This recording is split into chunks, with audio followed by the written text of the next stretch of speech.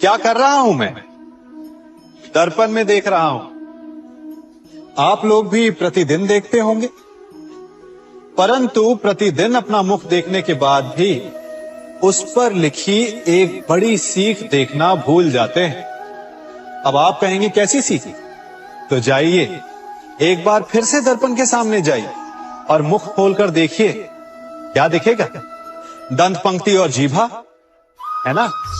अब विचार कीजिए, दंत जन्म के पश्चात आते, एक नहीं 2 बार आते, परंतु मृत्यु से पूर्व नष्ट हो जाते हैं। और जीभा जन्म पहले से होती है, परंतु मनुष्य के मृत्यु के पश्चात भी उसके अस्तित्व में रहती है ना? आश्चर्य की बात। दंत कठोर होते हैं, जीभा कोमल, परंतु फिर भी दंत नष्ट हो जाते हैं, जीभा नहीं होती। यही रहस्य है कि हठी और कठोर लोग शीघ्र नष्ट होते और कोमल लचीले आवश्यकता के अनुसार स्वयं में परिवर्तन ला सकने में सक्षम लोगों का ही अस्तित्व रहता है। अर्थात परिस्थितियों के अनुसार स्वयं को लचीला बनाना सीखिए और आपका जीवन सरल हो जाएगा। संबंध एक सहारा होता है जीवन का, और संबंधी वो होते हैं जिनसे आवश्यकता पड़ने पर सहायता मांगी जा सके, जिन पर विश्वास किया जा सके कि बुरे समय में वो हमारे काम आएंगे। कभी ऐसा भी हुआ होगा कि आपके पास कोई सहायता मांगने आया, या ऐसा भी हो सकता है कि आप किसी के पास सहायता मांगने गए हैं, परंतु प्रश्न ये उठता है कि क्या केवल किसी के मंतव्य में उसकी सहायता इसीलिए कर देनी चाहिए क्योंकि वो आपका संबंधी है? अब आप कहेंगे कि ये कैसा प्रश्न हुआ? तनिक सोचिए, एक अस्त्र बनाने वाला जब अस्त्र बनाता है तो ये अस्त्र किसको देना है उसका अधिकार उसी के पास होता है। वो चाहे तो ये अस्त्र किसी को भी दे सकता है, वो एक सैनिक को भी दे सकता है या एक डाकू को भी, और यही अस्त्र 2 भिन्न कार्य कर सकती है। यदि डाकू के हाथों में आ गई तो उसका भय दिखाकर वो लोगों को लूटेगा, निरपराधों का रक्त बहाएगा। सहायता करने वाले की भी अवस्था ऐसी ही होती है। इसलिए किसी की सहायता करने से पूर्व ये विचार कर लेना आवश्यक है कि किसे क्या, कब और कितनी सहायता देनी चाहिए कि उसका दुरुपयोग ना हो। यदि आपकी सहायता से कोई अधर्म हुआ तो उसके उत्तरदायी आप ही होंगे। जीवन में कई बार ऐसे अवसर आते हैं कि आप लोगों से मिलने जाते हैं और उनसे कुछ आकांक्षाएं भी रखते हैं, और कई बार जीवन में ऐसे अवसर भी आते हैं कि लोग आपसे मिलने आते हैं। इसलिए अतिथियों का सम्मान करने से पूर्व सदा कुछ बातों को स्मरण रखना आवश्यक होता है। यदि कोई आपके पास मिलने आता है तो उसके 3 कारण हो सकते हैं।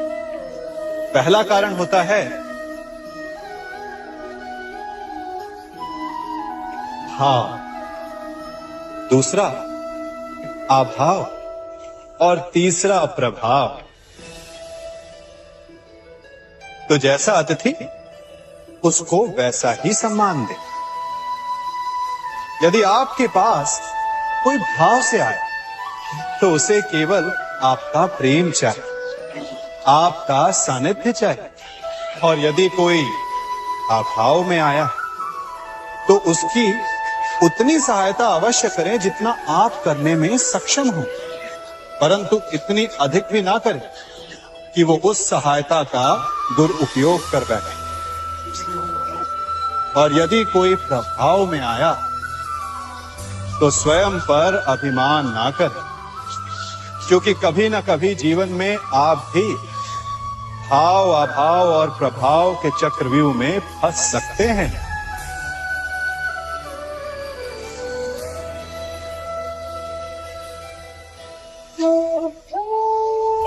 यदि जल को मुट्ठी में कसकर बांधें, तो जल कैसे अपना मार्ग बनाकर निकल जाता है? इसी धारा की भांति यही अवस्था हमारे अपनों के साथ भी होती है। अधिकतर हम जिनसे प्रेम करते हैं, हम सदा उन्हें अपने समीप रखना चाहते हैं, स्वयं से दूर नहीं होने देना चाहते। चिंता करते हैं, भय खाते हैं कि कहीं उनके साथ या उनसे कुछ बुरा घटित ना हो जाए, और ऐसे में हमारे अपने ही हमसे दूर हो जाते हैं। ठीक मुट्ठी में बंधे जल की भांति। इसलिए जिनसे आप प्रेम करते हैं, उन्हें स्वतंत्र कर दीजिए, उनकी सोच को स्वतंत्र बनने दीजिए, उन्हें अपने मार्ग स्वयं ढूंढने दीजिए, क्योंकि आप सदा उनके साथ उन्हें मार्ग दिखाने के लिए नहीं रहने वाले। इसलिए अपनों के साथ अवश्य रहें, परंतु उन्हें बांधे नहीं। जन्म के पश्चात बालक जब पहली बार अपने नेत्र खोलता है, तो उसका मन उत्सुकता से भरा हो कि ये संसार क्या है, उसे क्या दिख रहा है। ये उसके जीवन का नया आरंभ होता है। परंतु जैसे हम धीरे धीरे बड़े होने लगते हैं, अनुभव अर्जित करते हैं, हमारे मन की उत्सुकता, हमारे जीवन का चाव होने लगता है। तनिक सोचिए, जब हम सुबह सोकर जगते हैं, अपनी आंखें खोलते, तो उसे ही हम अपने जीवन का प्रारंभ समझ ले, तो सुबह से लेकर संध्या तक के समय को ही अपने जीवन जीने का समय समझ ले, तो कितनी स्फूर्ति आ जाएगी। आप कितने काम कर पाएंगे, कितने लक्ष्य अर्जित कर पाएंगे। फलों से मिलकर खड़ी बनती, खड़ी से मिलकर प्रहर, प्रहर से मिलकर दिन बनते हैं, और दिनों से माह और वर्ष। यदि आप अपना हर पल, हर प्रहर विश्वास से, हर दिन उत्साह से जिए, तो आपका संपूर्ण जीवन सार्थक हो सकता है। मनुष्य अपना जीवन विश्वास पर जीता है, परंतु विश्वास किसका? तनिक सोचिए, किस पर विश्वास है आपको? महापुरुषों की कही बातों पर, ग्रंथों में लिखे ज्ञान पर, माता पिता की सीख पर, या मित्रों के दिए गए निर्देशों पर, या फिर मेरी कही बातों पर? ये सब विश्वास अपूर्ण है जब तक आपको स्वयं पर विश्वास ना हो। यदि विश्वास करना है तो पहले अविश्वास करने के विज्ञान को भी सीखना चाहिए। आप किसी की बातों पर विश्वास न करें, आप अपने मन से पूछें, अपनी अंतर आत्मा से प्रश्न करें, और जो उत्तर मिलेगा वही सबसे उचित होगा। जब आप अपने मन, अपनी अंतरात्मा पर विश्वास करना सीख जाएंगे, तो नीति ज्ञान सब आपके भीतर से स्वतः उमड़ेगा। और यदि आप स्वयं पर ही विश्वास ना कर पाए, तो धर्म ग्रंथों में लिखे श्लोक, महापुरुषों की वाणी, माता पिता की सीख या मित्रों का निर्देश कोई भी लाभ नहीं दे पाया। एक पिता होने के नाते आप अपनी संतान के लिए क्या करते हैं? उसके लिए बहुत सारी सुविधाएं जुटाते, बहुत सारा धन कमाते हैं, है ना? और क्या आपको ऐसा लगता है कि यही उचित है आपकी संतान के लिए? इस पंछी को देख रहे हैं, ये भी संतान को जन्म देता है, उन्हें पालता है, पोसता है, उड़ना सिखाता है और भोजन का प्रबंध भी करना सिखाता है। परंतु उनके बड़े हो जाने के बाद उनके लिए अलग से घोंसला नहीं बनाता। क्यों? क्योंकि यदि इसने संतान को सब कुछ करके दे दिया, तो संतान क्या करेगी? वो अपनी संतान को तब तक भोजन कराता है जब तक उसकी संतान स्वयं भोजन का प्रबंध करने में सक्षम नहीं हो जाता। और उसका लाभ यह मिलता है कि उसी की भांति उसकी संतान आत्मनिर्भर बनती। इसलिए अपनी संतान को उतनी ही सुविधाएं दें जितनी आवश्यक है।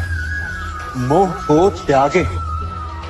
आपका उनसे मोह उन्हें कभी आत्मनिर्भर नहीं बनने देगा। अपनी संतान को कर्म करना सिखाइए। यदि आपकी संतान कर्म करना सीख गई तो वो धन स्वयं कमा लेगी। और यदि वो आलसी अकर्मण्य बन बैठे तो आपके संचित धन का भी नाश कर देगी। संसार में सबसे बड़ा संबंध कौन सा है? अब आप पूछेंगे कि यह कैसा प्रश्न हुआ? इसका उत्तर तो बड़ा सरल है, यही ना। परंतु इस प्रश्न के भी कई उत्तर हैं। कोई कहेगा माता और पुत्र का संबंध, तो कोई कहेगा पिता पुत्री का संबंध, तो कोई पति पत्नी का, और तो कोई भक्त और भगवान का संबंध। परंतु तनिक गहराई से देखेंगे तो पाएंगे कि ये सारे संबंध या तो जन्म से जुड़े होते हैं, या समाज में बना दिए जाते हैं, या फिर किसी आकांक्षा के चलते बनते हैं। तो सबसे बड़ा संबंध कौन सा होता है? उलझ गए ना? सबसे बड़ा संबंध होता है मित्रता का, क्योंकि मित्र हम स्वयं चुनते हैं, जिसमें ना कोई आकांक्षा होती है, ना ही कोई स्वार्थ छिपा होता है।